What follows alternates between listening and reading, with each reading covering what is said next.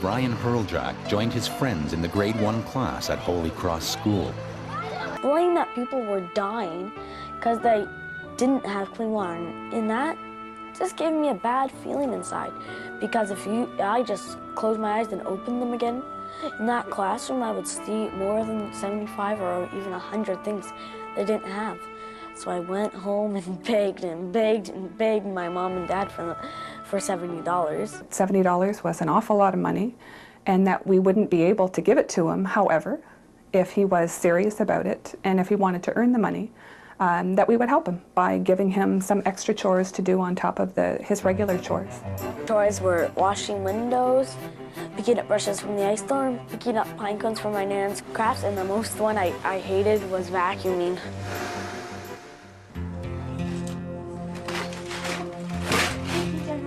After 4 months, the cookie jar on the fridge was full of small change, closing in on the magic number of $70.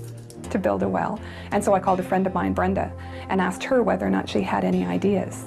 And Brenda got us in touch with an organization called WaterCan. So Mom, Brenda, and I took the money to WaterCan. When Ryan arrived at WaterCan, a Canadian nonprofit organization that helps facilitate water projects in Africa, he learned the hard truth. The fact sheet the teacher had was a bit off.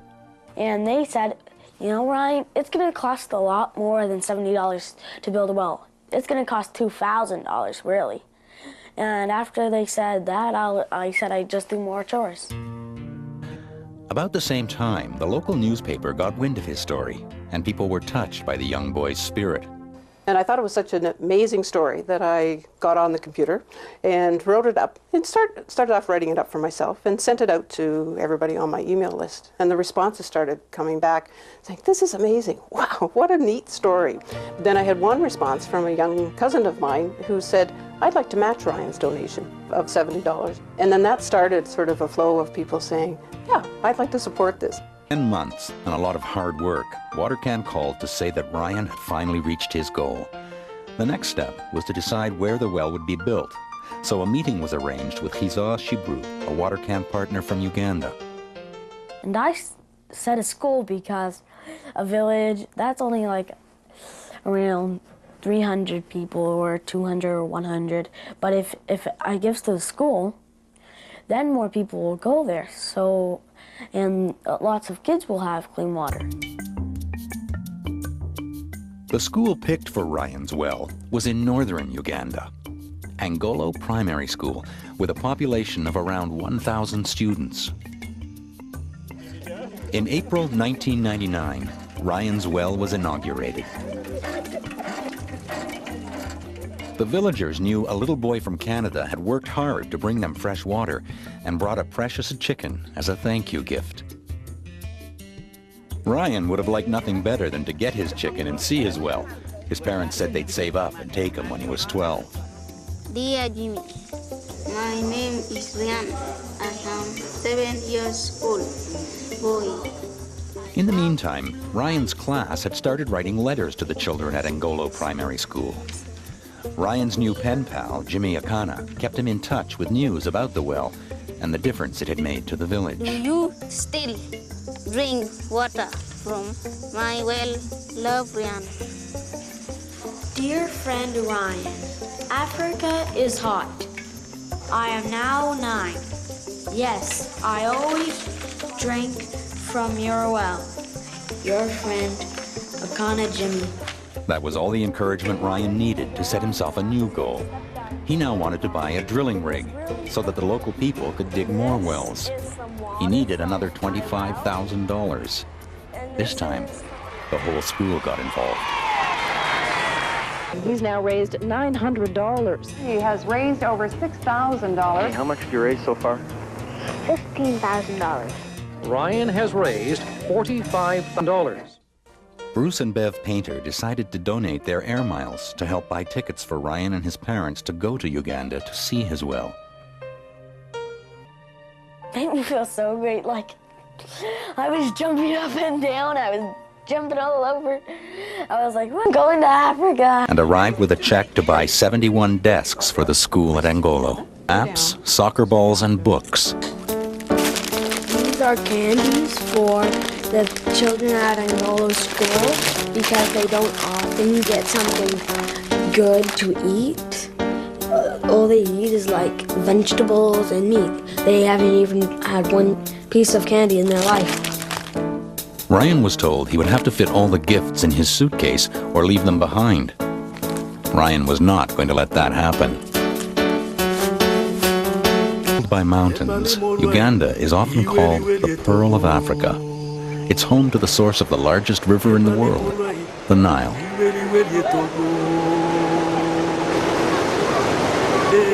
It is a country of contradictions. 1/3 of Uganda is covered in water, and yet in the northern regions, only 3 out of 10 people have access to clean drinking water.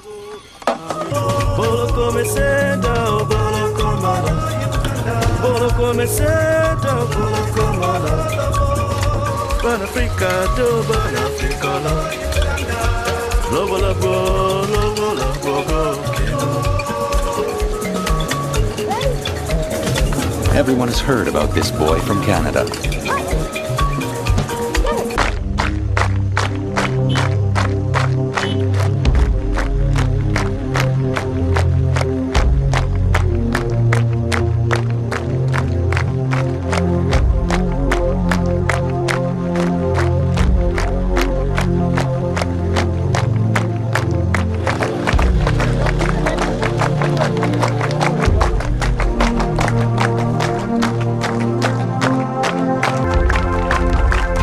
Arriving in Uganda, Ryan learned that Jimmy was an orphan, being raised by his aunt. Jimmy hadn't mentioned this in his letters.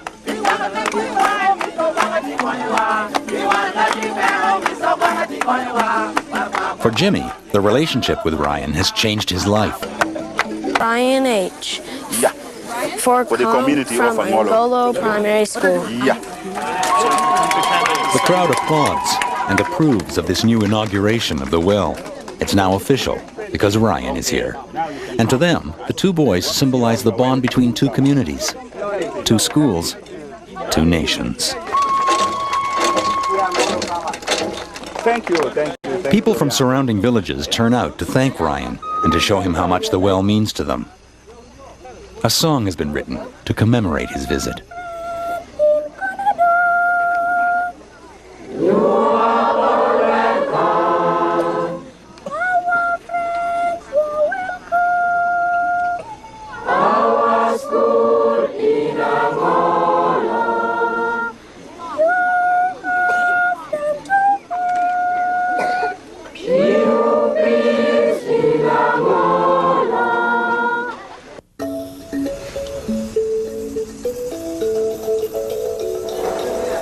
The people in the villages surrounding Angolo have reason to rejoice. Now they have clean water at Ryan's well. But in many other areas, even in the same district, women still have to walk several kilometers just to get to a watering hole like this one.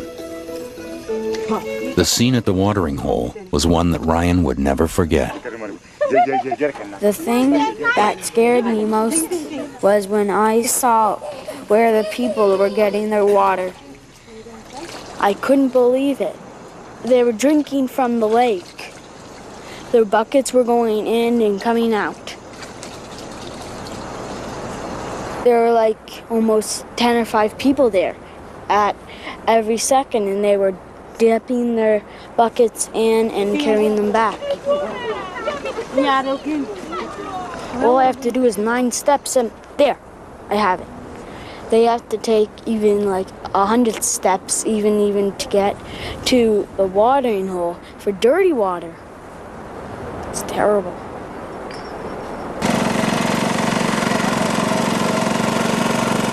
This is Ryan's drilling rig in operation.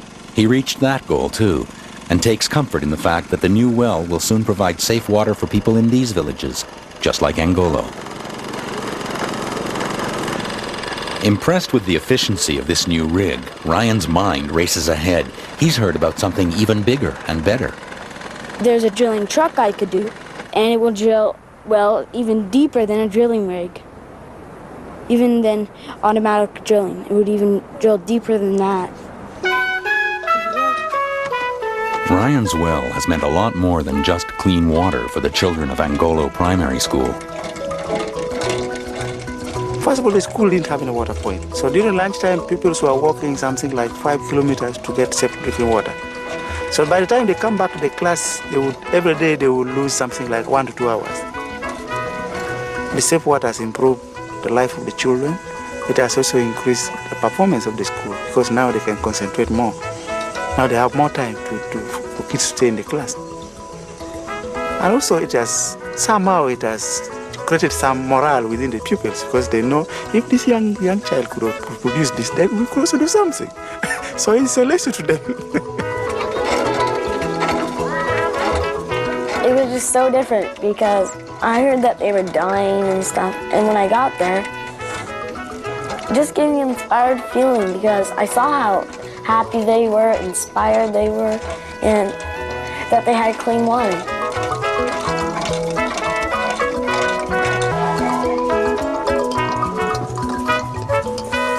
Yes, good morning, class. Good morning, sir. This morning we are very privileged to have our friend Ryan, who is with us now. Can we clap for him? That's good. It was really crowded and a little bit small. And there was only one chalkboard and 3 desks, and the 3 desks were shared by 3 students. My guess is they all shared turns in the desks. Since the well went in, the school enrollment has jumped to 1,700 students from 1,000. As soon as Ryan realizes that there aren't enough classrooms for all the new students, he starts planning for the future. The first step, a meeting with the principal, George Opinyi. Because we cannot put these desks outside the classes because we don't have enough classrooms. I would prefer we have classrooms first, then we buy desks later and put them inside. How much does it cost for each classroom? Classroom costs, this one here, costs 32 million Uganda shillings. Can we buy materials for it, like mud or walls or hay to build it on top, and then build it like that manually just to buy the equipment? Would that cost less? I think that will be better and cheaper. Then the community will get involved in making bricks. How about I save some money and then I come back and hand it to you for a classroom? This boy is really a wonderful boy for that. The boy has done a lot of miracles, which the government could not even do.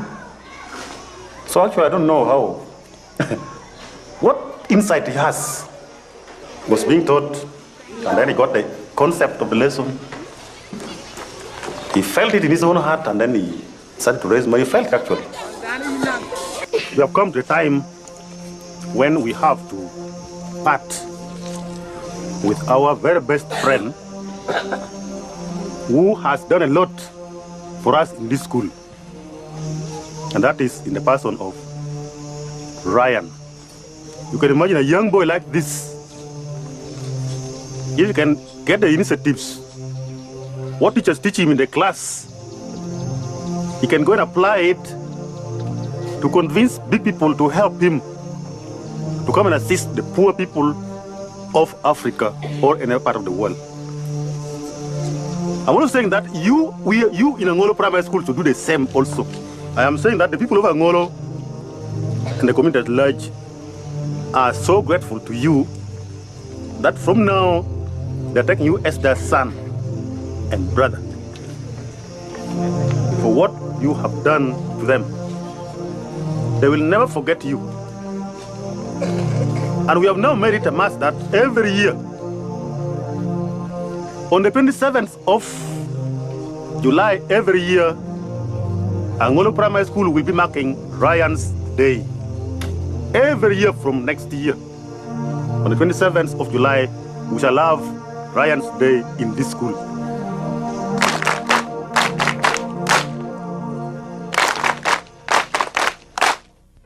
Within a week of his return from Uganda, Ryan is back on the speaking circuit as a keynote speaker at a conference for teenage volunteers. Of people.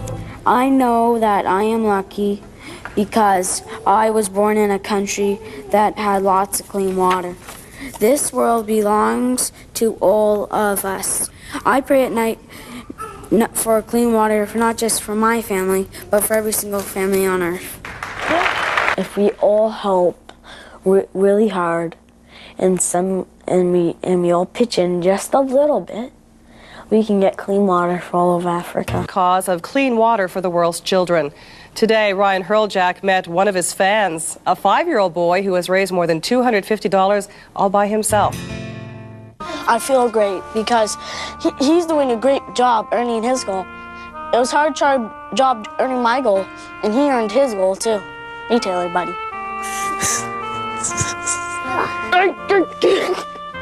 He always comes back. He's really strong for a little guy. But he's not little. That's the point.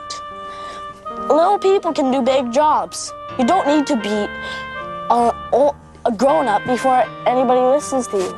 You can be a kid and you can be more responsible as an adult. Only if you try.